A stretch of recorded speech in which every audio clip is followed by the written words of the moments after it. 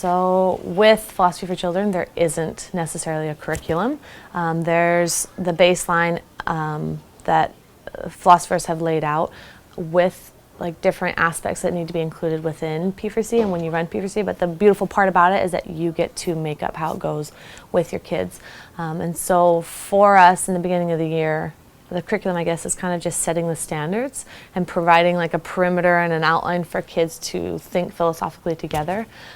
And setting those expectations so that they actually can do it. And so it doesn't start like this, right? We didn't start the year being like, okay, let's think of any question and then sit down and talk about it.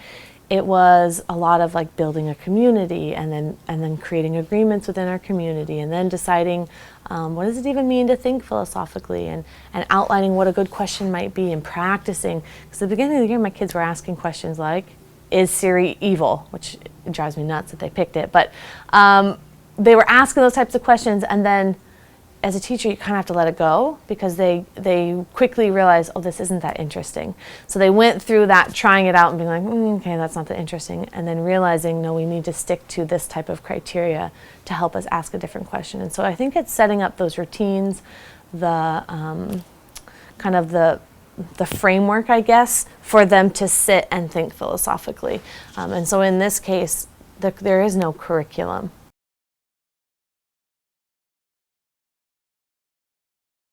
I guess maybe why did I consider using Philosophy for Children?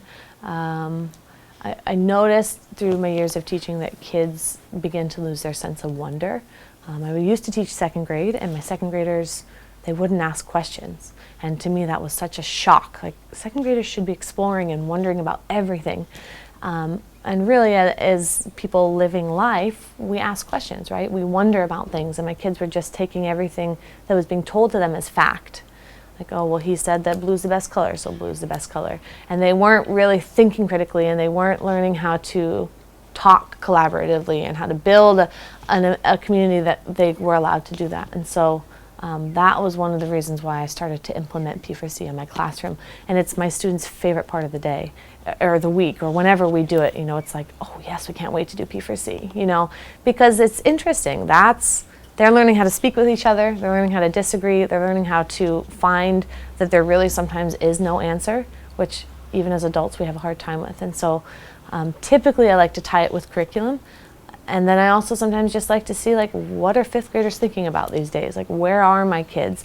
And it was easy to see that a lot of the questions were about identity, right? And who is a fifth grader, and looks, which is so applicable to a fifth grade's developmental process. So for me, that's an interesting check-in to see, like, where are we as a group and what are some of the issues that we're dealing with. And so the reason I chose to do a plain vanilla today is just that we hadn't done one in a while and they were asking for one. So that also tells me they have something on their mind that they're wanting to talk about.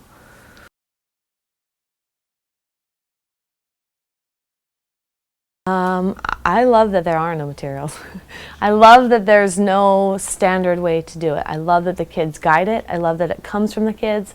I love that, I mean, think about, like, if our politicians today were taught to think critically and to speak in an intellectually safe community and to give reasons and examples and to acknowledge assumptions and make inferences, like, people there would, I don't know, I just think that we would be much better off if we all were taught to communicate this way, you know, and to find comfortableness in not knowing, and to be able to think and to keep thinking about something and be interested in something.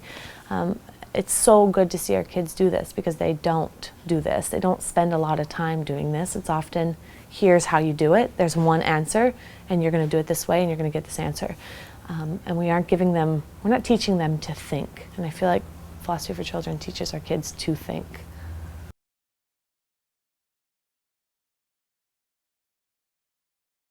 Well, you adapt it to be your own. So I've changed things, like you saw my kids snapping. When my kids, it's hard for them not to want to comment. And we do it too, like, oh yeah, I like that. Or, you know, so to keep it from being verbal, you know, we've added in things like nonverbal cues, like snapping, or kind of the be quiet sign. So we've added in things that fit us because they're a talkative group. So I had to give them a way to say like, oh, I like what you're saying, right? Or whatever their emotion is, right? Everybody does something different.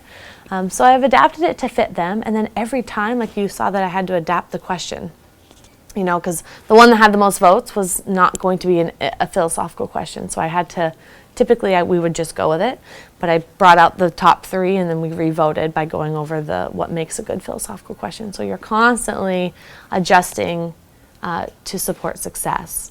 And we could have gotten into is Siri evil, and if you guys were there, we maybe, you know, would have if you weren't there, just to see where it goes. Because sometimes we think it's not a great question, right? We underestimate them and we think like that's a ridiculous question, but maybe it had a different underlying intent. So you're always changing, right?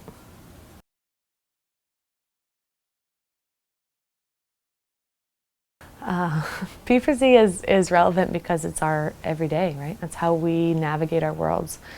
Kids are one of our first philosophers.